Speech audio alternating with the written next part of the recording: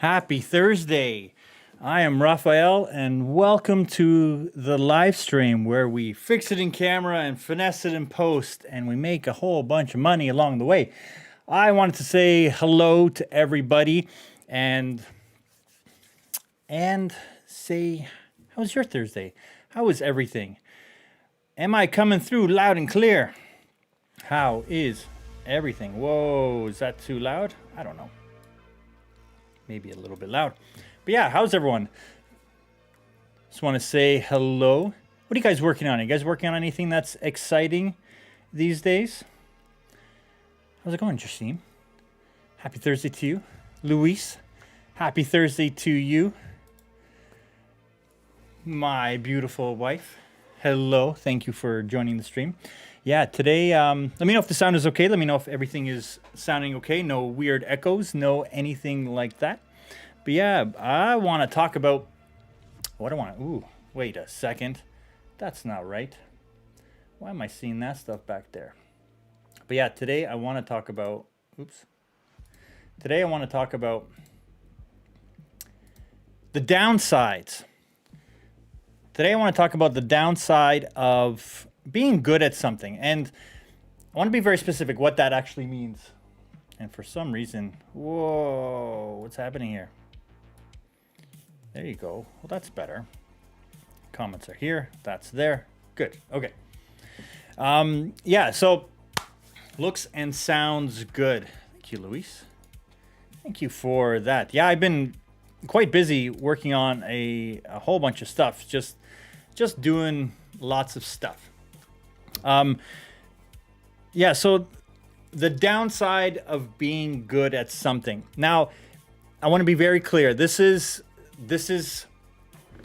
it's very specific. It's a very specific downside of something where we all have, I'm pretty sure that you guys have that one marketable skill that people are willing to pay you for. And I kind of touched upon this last week, where there's, especially in the creative realm, there is two avenues. One where you're in that technical niche, where you're more technical and you know how to make an image look a certain way by doing a certain set of skills. And then you have the other side where you can visualize what you want it to be, but your skills can't produce that image. And that's where you can get into hiring other people, getting help, learning it on your own. And this, I'm going to tell you a story. So going back to my university days, going back to Roger, hello, going back to my university days, and even before that, when in high school I was learning photography. So I got really good at photography. I really enjoyed it. Like, it was the thing that I wanted to do, and I wanted to go to university to learn how to be a cinematographer. That was my path. That's where I was aiming. That's where I wanted to go. And I was shooting stuff. I was shooting stuff for the other students in the class, in my program that were doing the things. So I was doing the camera work and the cinematography for them. But when it came down to the time to edit, there wasn't anyone that could do the editing for it, or the motion graphics, or the opening title animation, or even the sound design. So those are all things that I was like, well, everyone else is busy doing something, but I still need to get my project done, because when I shot my own film, I needed to get it done. So I wanted to have all these things. I had these visual effects that I wanted to do. There was a certain editing style that I wanted to get through, and the titles and the graphics and all that kind of stuff. So those are things that I needed to learn how to do, because it was out of sheer necessity for me to finish the project the way I saw it. And it wasn't particularly that great back then, but it was definitely better than anyone could produce at the time. And there was no YouTube tutorials, and there was no Video Hive, or even Andrew Kramer wasn't around when all this was happening. So it was just learning through books and just trying to figure it out on my own, and using the tools and the software that was available back then. And so I created that stuff because I had that need to create it for myself, to be part of my project. But what happened after that is that other students noticed that I did that for my project. And so they wanted to know how I did that, who did that for me, and if I could help them do it for their projects. And because, it was something that I figured out, I was like, sure, absolutely, I will help you with that. So I did other students' projects, like some of the graphics, some of the visual effects, and this kind of snowballed, because then I became the go-to guy for that, and people wanted me to do that. But because I was busy doing that stuff, I was neglecting doing the thing that I actually wanted to learn how to do. And this kind of snowballed, because I liked that I was able to help, and I liked that I was getting better and better at this thing. And what happened is that I ended up getting hired outside of school to do these kind of things. And it just kept going, right? And that was my marketable skill that I was definitely able to cash in on and make some money along the way. But there was always this part of me that I kept neglecting doing the cinematography, the photography, the directing that I wanted to do, But I was so busy doing the thing that I was getting paid for that I wasn't focusing enough attention onto the thing that I wanted to do. Now, there's definitely a need. You need to make money, have that balance of, getting your needs taken care of. But then there's that other creative part that was within me that I wanted to do these other things and explore that. And I wasn't getting better at it because I wasn't doing it. And no one's going to hire me for that thing that I wanted to do because I wasn't able to show that I was able to do it. And so that was one of the biggest downsides of getting good at motion graphics and editing and visual effects and just the whole post-production part of it, because it got to a point where I really flowed with the way it was. But there became a point where just like I need to then step up my game to then get really technical, because the path that I was setting forward was that I was helping people achieve their vision and their goal. But when you're at that cross point, you have to really ask yourself, do you want to become that technical expert where you understand all the terminology, all the nuances of all the color spaces and which camera does what, and like just becomes, for me, it became overwhelming, where it's just like I didn't set out to learn all that stuff. I didn't set out to learn how to become technically accurate in all those creative spots. So, like, that's not what made me excited to do those things. So if you have a marketable skill, if you have something that people are willing to pay you for, and if it falls in line with the thing that you want to be doing, then you're in that golden spot. You're in that place where it's all working out. And if you're not, then you have to keep doing the thing that people are paying you for. But then you have to, on the other side, start doing the thing that you can attract more people to start paying you for. But then it's almost like starting over again, because I kind of fast tracked a lot of that, where I was able to do it in university and in the film courses, and I got a job, and it just kind of snowballed all the way down. But because it wasn't deep down the thing that I really wanted to do, it took a while to be able to step back and get to a place where I didn't have to say yes to everything that came along, and I was able to be very selective what I wanted to work on that started to move the needle the direction I wanted to go, right? To attract the kind of projects and clients and work that satiated, that fulfilled that creative part of me that I wanted to explore, that I wanted to do all those things. And it takes a while.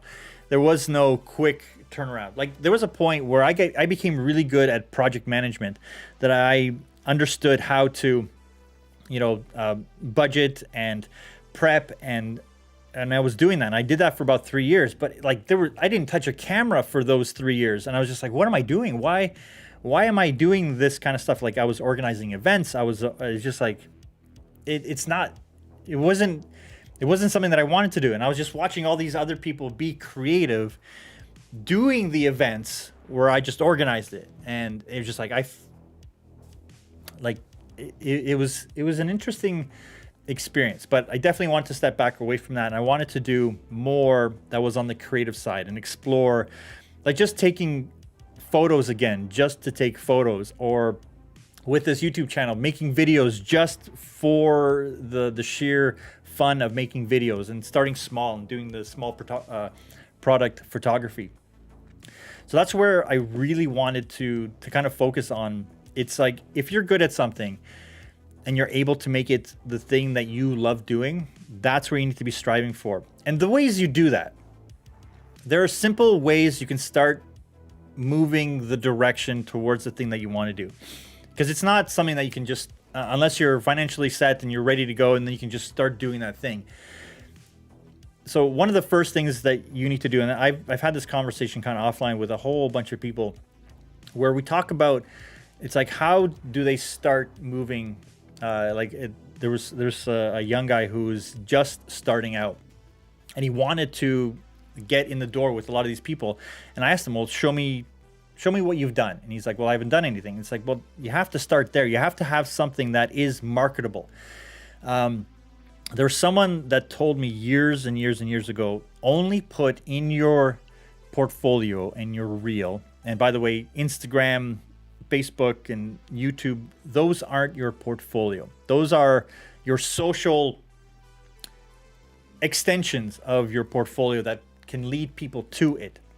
So someone told me, only put in your reel or your portfolio the very best of what you've done, even if it's really short, and only of the work that you want to attract. Because when people land on your site, when they finally ask what you do and you show them, it better be the thing that you want to do, because they'll hire you for that. Matt Davella did a video today where he talked about, say yes to everything, where it's like, and he talked about, making videos about people, people's foot massage companies. And it's like, you won't have to do that very often. Take those jobs. Don't ignore those kind of jobs, but don't make them front and center as the latest piece, the latest and greatest that you've done. Even if it is the best thing that you've ever done, it will attract more of the same work.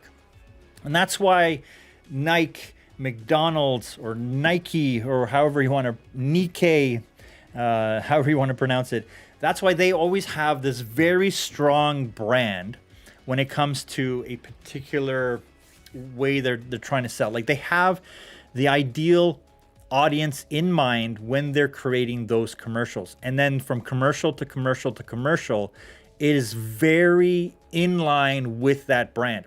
So this is where the brand, your personal monopoly really comes into play. Understanding who your audience is, who you're trying to attract, is going to be one of the best things you can do to attract the kind of work that you want to do. Because if you're saying yes to everything, but then you're putting everything onto your portfolio, then it's like a variety show. No one knows what they're looking for. You're not necessarily niching down. You're not solving an issue for a particular type of client. But if you understand a segment that you're trying to work within, then you'll have that opportunity to attract those kind of clients. But you have to have the portfolio to do it. So if you don't have that portfolio, what do? Well, the very first thing is create something that falls in line within that portfolio, in the look and feel that you're able to create, that will attract people because they'll see you as someone that does that consistently. So doing one video won't be enough. It's just like on a YouTube channel. Why should someone subscribe to a YouTube channel if they only have one great video? But then other channels that have been doing it consistently and have been a clear message that have been moving forward, those channels, they do very well. And then it becomes the personality that drives the channel the further it goes down.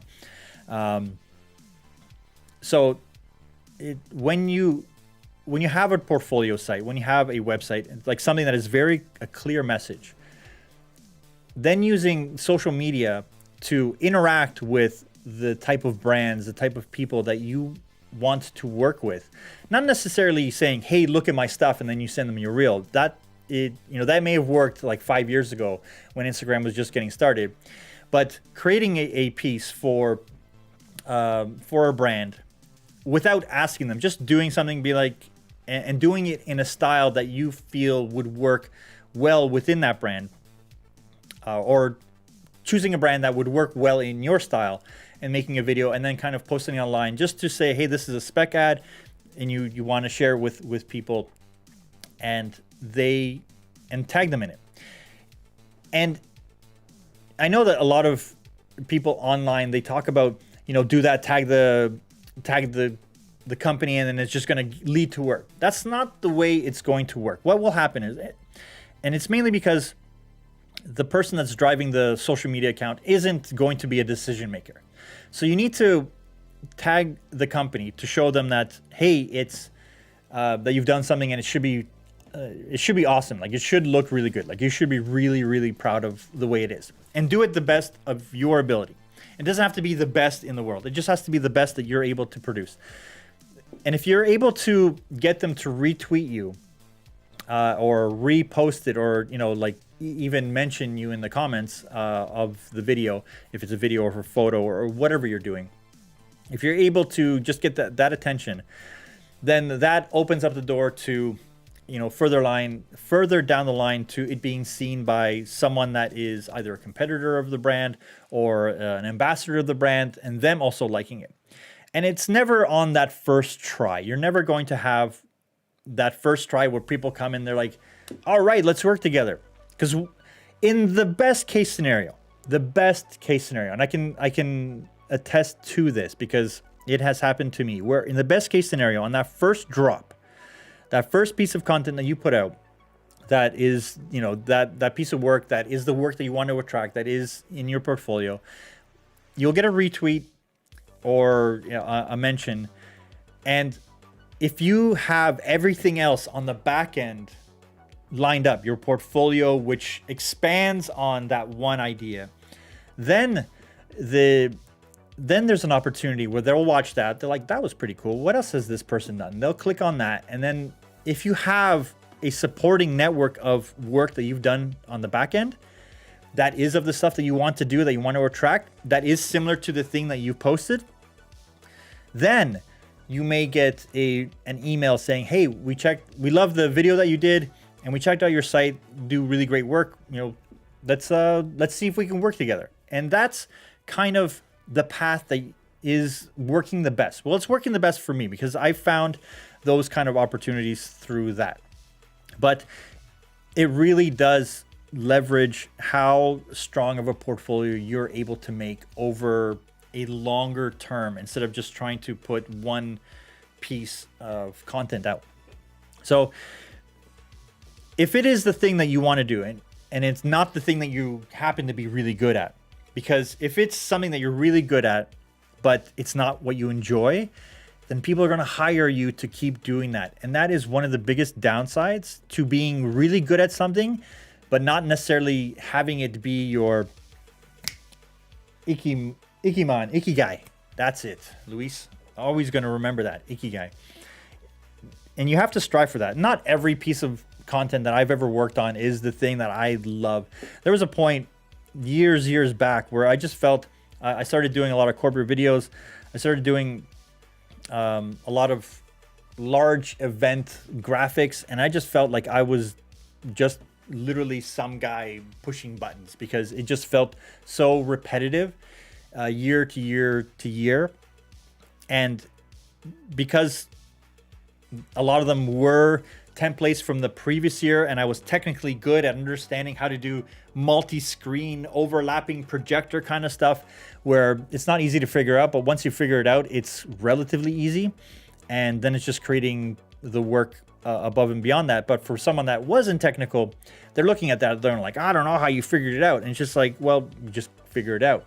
Like, it wasn't easy to figure out, but once you get there, but I didn't enjoy it, because a lot of the stuff, it looked impressive when you watch it in the audience, and you have like wraparound screens, and it was beautiful and looks fantastic. But when you try to then showcase that, it doesn't translate as well into an online video. It doesn't translate as nicely as it could have.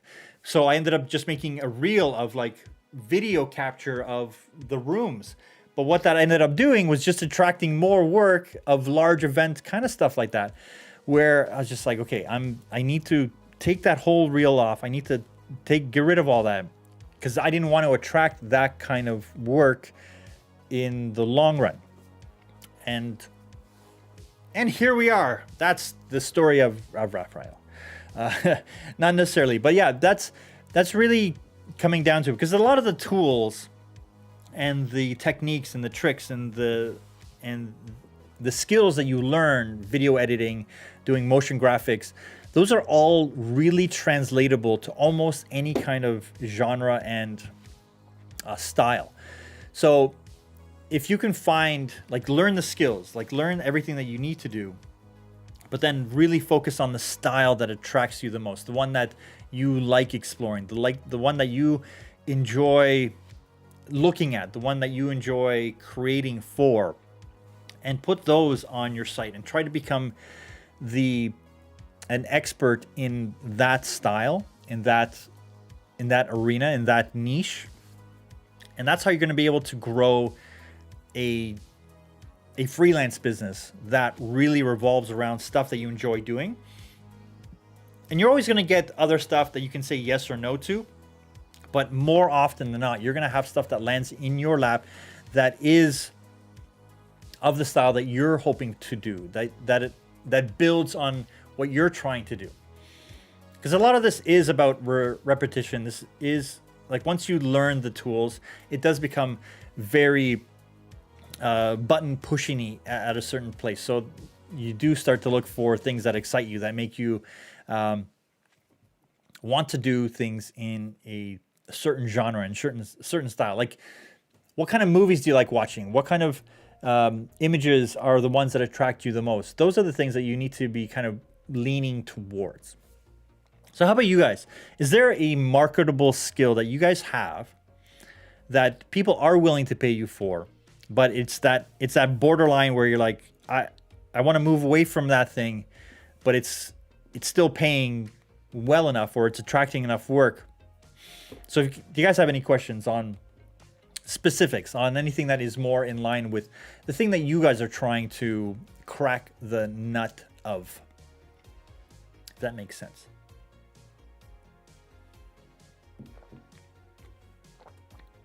Oh. But yeah, let me just pull up. So it does come down to, have you guys started, do you guys know the skill that you need to do that will crack that nut moving forward? Especially if you're just starting out, it's a lot easier than trying to shift mid-career into something else. Like I said, I was doing three and a half years of, like, project management, doing templates, doing schedules, budgets, like big budgets, and talking with clients, talking with product managers, and trying to develop something, doing roadmaps, and getting really, really comfortable in that area, and not doing anything that was the thing that brought me the most joy, is having a camera in hand or lighting in the scenario. So, and I really had to take a moment and step back. I really had to understand how much of a divergent path I was on at the time, even though it was exciting in other aspects where I got to experience a whole bunch of other things, like traveling and meeting a whole bunch of people that were outside of my industry. But again, because I was at a level where I was doing the event management, I wasn't able to talk about the creative stuff that I wanted to do. I wasn't able to talk about, I wasn't able to explore those kind of creative options.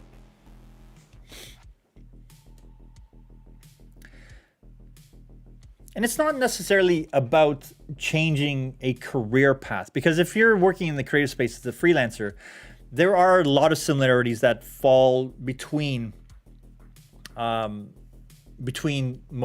that you're actually working on, between skills. There are a lot of things that translate from one to another. But like when I started out, even before I went to university, I was doing wedding videos and photography. More wedding videos than the photo stuff. And it was really easy because I understood how to position the camera, how to move the camera, how to light the subject. And let me tell you, there weren't any LED lights back then, and the cameras were not as sensitive as they were now. So it was definitely a little bit more complicated. But because I knew that stuff, and because I was young and the cameras were big and I was able to move around a lot quicker, the wedding videos that I did were definitely a little bit more dynamic than the videos that some of the the long-term pros were able to do, right? I was definitely willing to experiment a little bit more and do something that the younger couples, I was more in line with the age of the couples than the other video guys in the space were, because back then cameras were like crazy expensive comparatively, like the better cameras than the prosumer ones. Like there were no DSLRs, there were no red cameras or Komodos or anything like that. It was either Betacam or you had the handy cams. So the pro guys were using the Betacams, the big news type cameras. And because I had a strong young back, I was able to do those and do better videos at the time.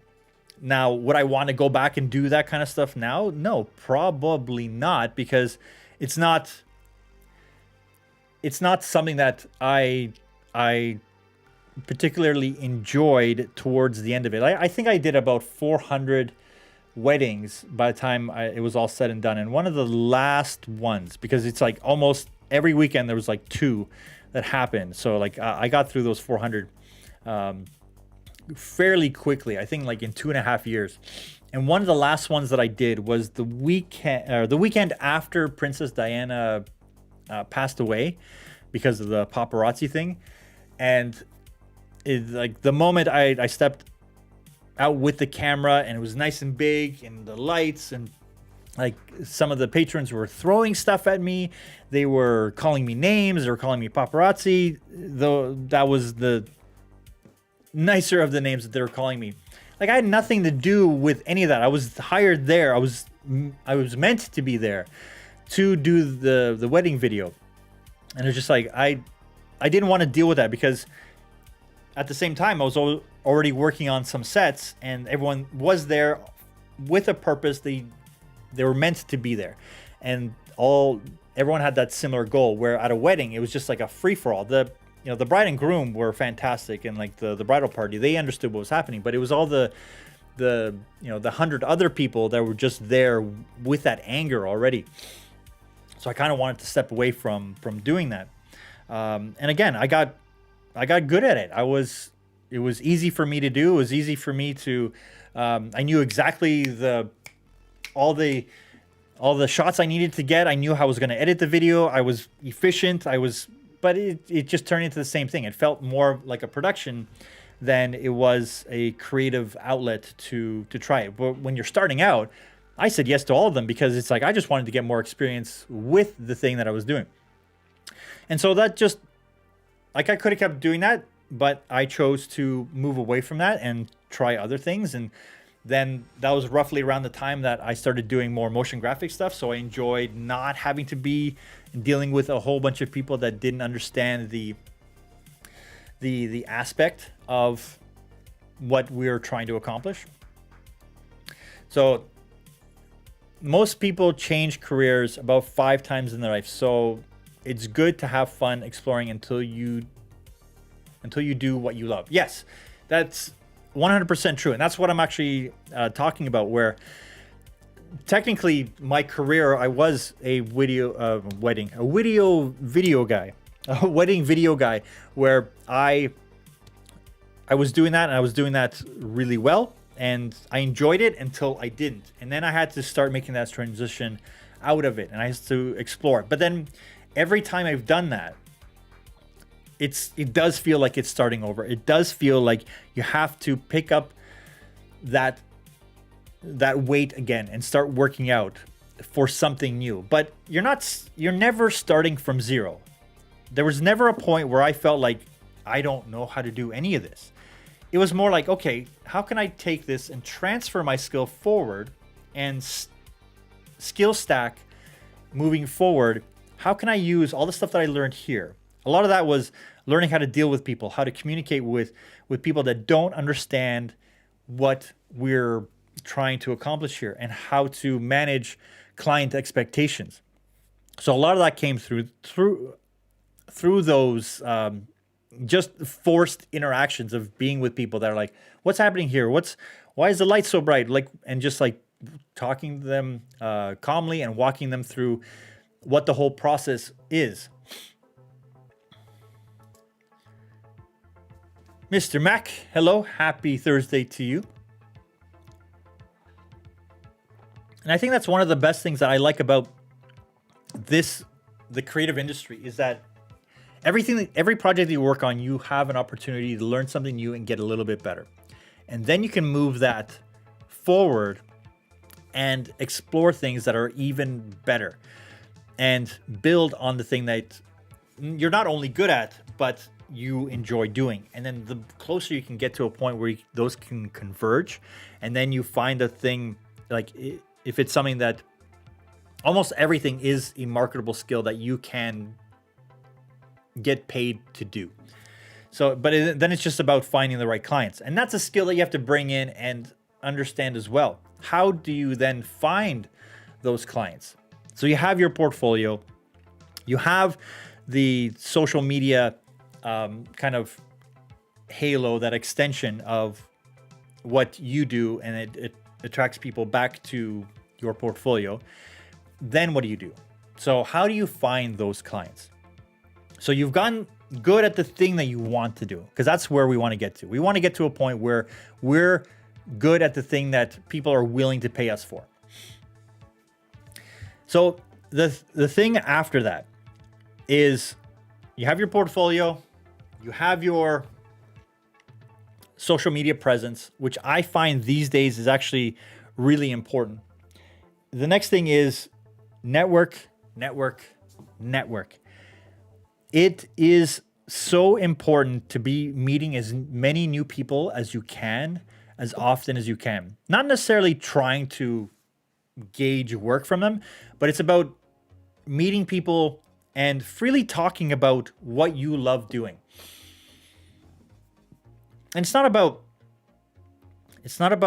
constantly just talking about yourself. Like, engage with all the people that you meet. Find out what they do. See if there's something that you can help them with to achieve. And it's not about, like, hire me, I do this thing. It's about just understanding. It's like, just when you listen to people, they'll tell you the things that they struggle at. They'll tell you the things that they need help at. They'll tell you all those little clues, and it may not be a fit, but there may be a moment down the line where, like 1 or 2 years later, because this has happened many times, where I met people and, it was briefly, we talked about it. We talked about whatever, and we just kind of, geeked out on some cool stuff. And then a few years later, I would get this random email saying, "Hey, remember me? I'm so-and-so. We met at this thing," and, and then they say they have this client or a friend that wants this thing done, and they think that I would be good to help them at that thing. And sometimes the answer may be yes, and sometimes it's like, no, I don't want to do that anymore.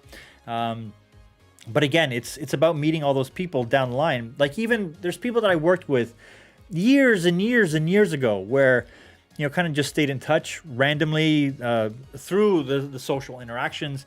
And I knew what they did and they knew what I did. And they had a random call out, because they weren't even thinking of me, but they had a random call out. But I was just like, "Hey, I do that. What do you guys need?" And that can lead to that exploration of bigger projects that can move forward.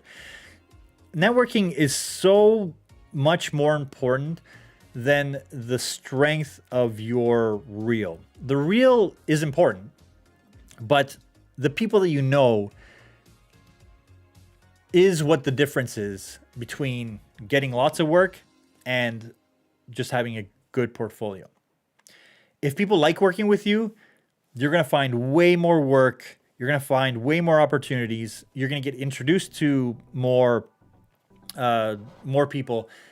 And that's where this longevity in this industry comes in play. Like, I can say that since 2003, I've been going full steam in freelancing. I think there was a 3.5 year stint where I worked for a startup, but the rest of it has been just contract work, freelancing, running my own business, getting my own clients, and just exploring a whole bunch of different avenues. And because I understand the project management, a client can come to me and I will be able to do the entire project. But you don't need to get great at everything. You don't need to be the one man shop. You don't need to be the place that can solve every issue.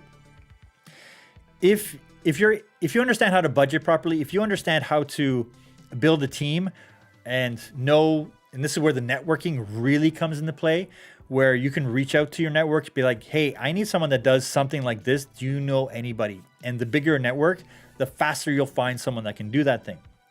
And having a strong network can lead you to build a team relatively quickly, because the people that are really good at what they do, they tend to be busy a lot.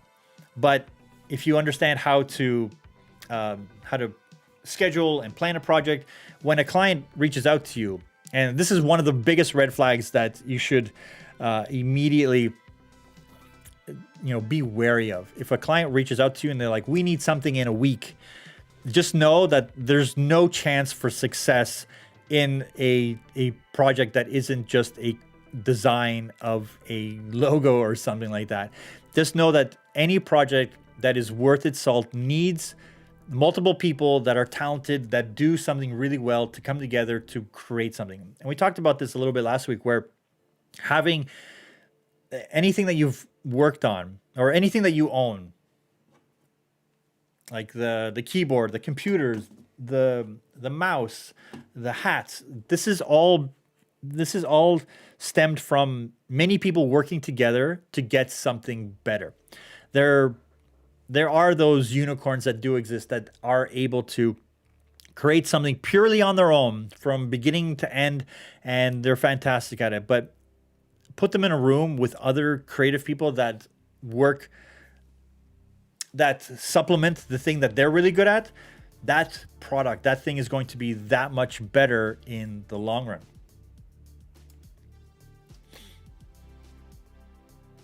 So Megan Wilson, networking, $100, or I think 100%. There you go. Yeah, 100%. So I know 2 of my old coworkers got their job because I recommended them. Yes, I've done the same thing. I've landed many projects because people I knew recommended me, and I've also forwarded people's names because I recommended them. And it is that give and take. I never believed in the thing like, oh, try to keep all this work for myself and only pass the stuff that I'm not able to work on. I believe that if you pass really good opportunities onto your fellow creatives, that will be sent in kind back.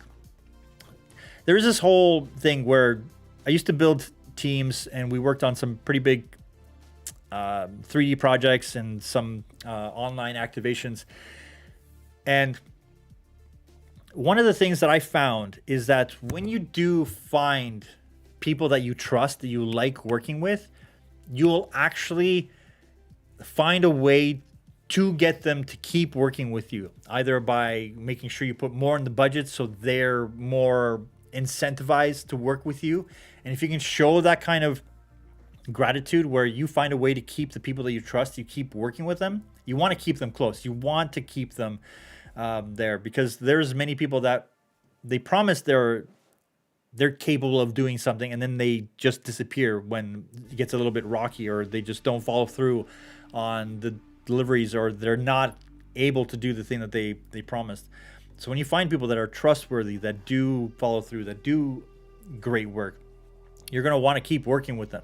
And you will recommend people that you trust, because if someone doesn't trust you, it'll be hard for them to recommend you. Same in reverse, where it's like if you don't trust the work of that person, then it'll be hard for you to recommend them to a client that you trust, that trusts you. And so the authenticity of networking properly and growing that network base over the long period. And this is where that social aspect really comes into a huge play. Because I know there's people that, even over the last 2 years, that I worked with previously, where they're like, oh, I forgot the they forgot my name because it was just like 10, 15 years ago where they worked with me. And then they just typed in my name into Google and they're like, oh shit, it's just like, hey, remember me? I found your YouTube channel. And it's like, you're doing this kind of stuff. It's like, hey, we're working on this. Are you interested? And it's just being able to be found has the value, and being very selective on what you put out online, and those are the things that you're going to attract. That goes back to finding the thing that you want to do and being good at that thing. Like if you want to be really great at the technical aspect of, say, color grading, and the nuances of Da Vinci, and you know how to do HDR color grading, and you just understand that you have that level of where I look at HDR grading, I'm just like, it stresses me out because it's just like I don't want to spend the time learning how to do that and and how to deliver something on that level and be really good at that. I'd rather capture the pretty pictures and then hand it off to someone that is phenomenal at that job and just really revels and really understands it, and then like instantly knows what buttons to push to get it the way that I envisioned in my head. And that's when you show examples and you try to communicate as well as you possibly can. Play well with others on projects equals networking. Yes, 1,000%. If people like working with you, that will grow your network over the long term. Networking is the key of staying in the music business. Yes, in any business. If people like working with you, the whole adage of it's all who you know. And the only way to know people is to meet more people. And you have to sometimes be, you have to go outside your comfort zone. You have to be that extroverted introvert, or you have to be that, how did Pat Flynn say it? He called himself the uncomfortable introvert, where he puts himself out there and he makes those opportunities and puts himself into uncomfortable things that make him uncomfortable naturally. But because he's done those things, it has led to way more opportunities than him just, trying to be quiet and keeping in a comfortable place. And being uncomfortable is not easy. Putting yourself out there is not easy, because there's plenty of opportunity for it not to work. But if something doesn't work, then it's not the end. It's not, it's never a complete disaster. It's like if you really tried your best and you really tried to figure out how to do that thing, but it just didn't work out, there's more success in learning from that failure, from that thing that didn't work out, and how to move forward. Like, what could you do next time? Because the amount that you'll learn from that thing that didn't work out, like even if it's a huge project and it didn't work out, you weren't able to make it the way that you promised, but you will be able to show that you did learn something from it and move it forward. Like, you may not work with that client again, but there will be other clients that you will be able to learn from, and you'll know that mistake. Like, again, going back to, if a client says like, we need something tomorrow, don't say yes to those kind of jobs. Like, unless it's already, you just have to make one little tiny edit. Otherwise, it's like, know that if someone wants a 3-minute long video, you have to film it. Like, just know that that's all going to take time. Like, there's no overnight delivery, and just like there's no overnight success. I think the soccer player, the football player, what is he? Messi? I can't remember his name. But yeah, he has a quote where he says that, like, it took him 17 years, 240 days, and in 17 hours to become an overnight success, where he showed up, he did those things, he learned how to do the thing that made him the best at what he does. And is it the thing that he loves doing? Yeah, probably. But it's definitely a marketable skill that people are willing to pay him for. So if you have that thing that you love doing, if you have that ability, if you have that ability to work on the thing that you love doing, and people like the kind of work that you do, because there's always a market for everything, for any type of style. Like, just search any random style for any specific thing, you will find something like that plus this will give you that convergence of the style that you're able to create, either through your photography, your music, your videos. There is a way.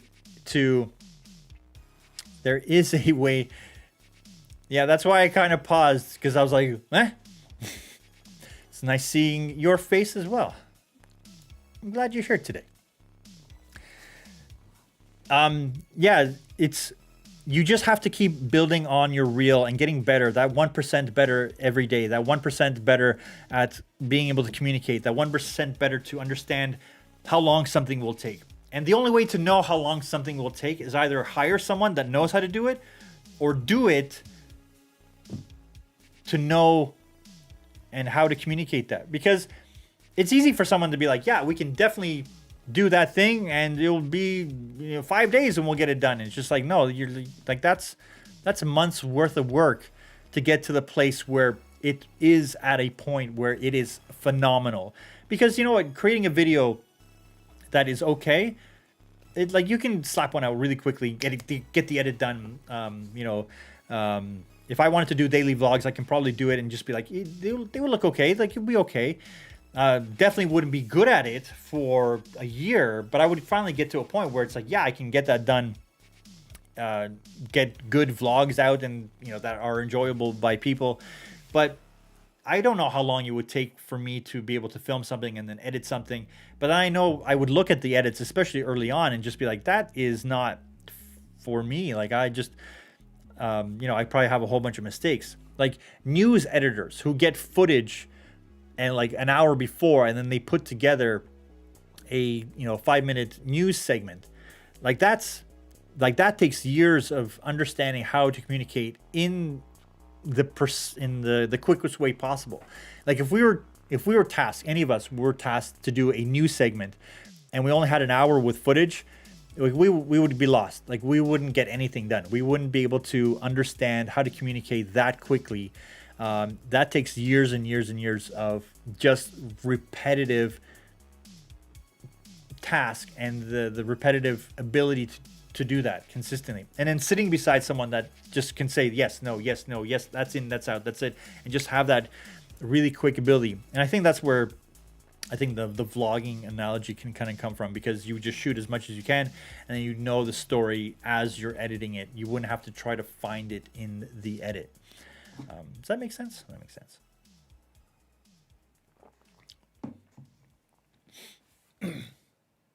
But yeah, the downside does come down to just making sure that if you are doing the thing that you want to be doing, if you are doing if you are creating in the way that makes you happy, that you see like, I can be doing this for the next 20 years, then that's great. You're in a great place. If you're just getting started, try to figure out what that thing is that you want to do. And that's what you build your reel around. That's what you attract. Because when people do start seeing your reel, because you should send out your reel to companies. You should send out your reel to clients, to potential clients. You should be looking for those opportunities. And it's not about like you send it once and you get the no. It's about sending out 1,000 times and learning why people chose not to go with you, and finding out why people chose to go with you through those 1,000 opportunities. Because every time I try, and not every time there'll be they'll reciprocate. But every time I do put a bid out and the client says no, I try to find out why they chose to go with someone. And sometimes they have an answer, sometimes they don't. And even better is when I do win a project, I try to find out why they hired me, why they chose, and try to understand what were they looking for, because ultimately there's no way for me to get inside their head without just asking for it. And that's another part where it's like, it's an uncomfortable thing to ask, but you learn so much just by having a conversation. And then those conversations turn into bigger conversations where those people turn into people that just like having conversations with you, like having you around, where they understand how you think, they understand your thought process towards something. So trying to be a little bit beyond the vacuum of, you know, just working on your own stuff. Try to work on bigger projects. And if that means working for free, because that'll allow you to meet and network with those people, then that's a great way to get started. Because I posted a video where it's like, you know, working for free, is it empty promises? Is it for experience or exposure? Like, you have to understand that when you're working for free, there should be something of value that you're able to pull from the experience as well. Either a great resume piece, the network that is attached to that person that's asking for that free stuff, or the money that you're able to get from it. So if a potential client isn't able to provide you with either the money value for that experience, the experience, and the real attachment that you can put onto it, or the the money attached to it, the experience that can come from it, or the network. That's right. Or the network that client is able to bring to you. Because a lot of people have said, like, we'll give you exposure, but it's like they have 6 followers on their Instagram feed. It's like, okay, well, what exposure are you talking about? Like, what is the network that you're able to put this in front of and then tie my name back to it? Because if a client doesn't have that network, if they don't have something that they can offer you in that value, because getting access to someone's network is way more valuable than just working for, you know, the price tag that could be attached to it. Now, if you can do both, where you have access to the monetary value and the network, because there's a huge thing to be said about charging appropriately for the work that you do, because as soon as there's a money value attached to something, and even if you're doing charity work, you send an invoice that says, this is how much this whole thing would have cost, but I'm discounting it to whatever number. Because the moment they know that 15-second little video would have cost them $8,000 or whatever it was, depending on what you're doing, and you gave them it for, you know, like as a gift to the charity, because you don't want them to spend money because you believe in the charity, so forth and so on, then that is a powerful way for them to know not to come back and be like, hey, let's do it again this year, which is like, they know that time was involved. They know that there is a monetary value. And the only people that I do work for free is for, you know, people that I know that are in that position where they wouldn't be able to afford that kind of thing, or for a charity that I do believe in. So if it's something that you're able to do and you're able to grow that network because you've already built your portfolio and you're working that way, then that's a great way to do it. But make sure that it is the thing that you want to do. And if it is, then you're going in the right direction. But yeah, other than that, I hope you guys like this Thursday little chat. See you guys next week. I hope you guys have a fantastic weekend. I hope you guys had a great Halloween if you enjoyed it and if you do celebrate that. Otherwise, I will see you guys on the internet. Hope you guys have a fantastic weekend. I'll talk to you guys soon. Bye for now.